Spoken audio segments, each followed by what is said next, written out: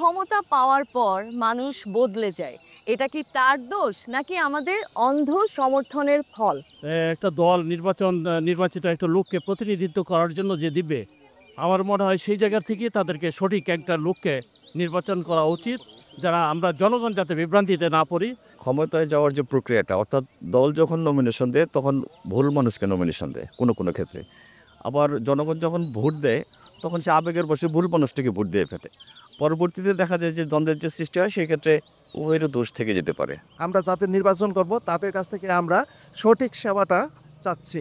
আসলে জনগণ নিরুপায়, জনগণের করা হাত কিছুই থাকে না। আমরা যাকে ভোট দেই আমরা তাকে বিশ্বাস করে দেই, কিন্তু সে আমাদের সঙ্গে সে বিশ্বাসতা রাখে না। সুক্রালোজ থেকে তৈরি স্কোয়ারের জিরো ক্যাল চিনিবাদ মিষ্টি স্বাদ।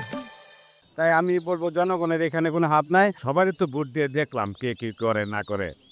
একটা নতুন কেউ এসে দেখুক এখন কি হয়, এটা আমি দেখতে চাই।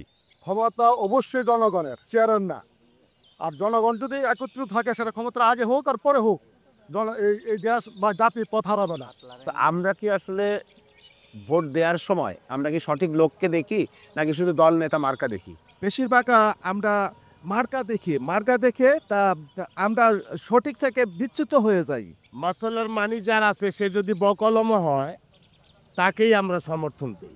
এটাই আমাদের ট্রেডিশন। এই চিন্তাধারা থেকে আমাদেরকে বেরিয়ে আসতে হবে। অবশ্যই তারা শুধরায়া চিন্তা ভাবনা করে সঠিক চিন্তা ভাবনা তারা নিয়ে ক্ষমতায় আসবে এবং তাদেরকে চিন্তা করতে হবে জনগণ কিন্তু কাউকে ছাড় দেবে না।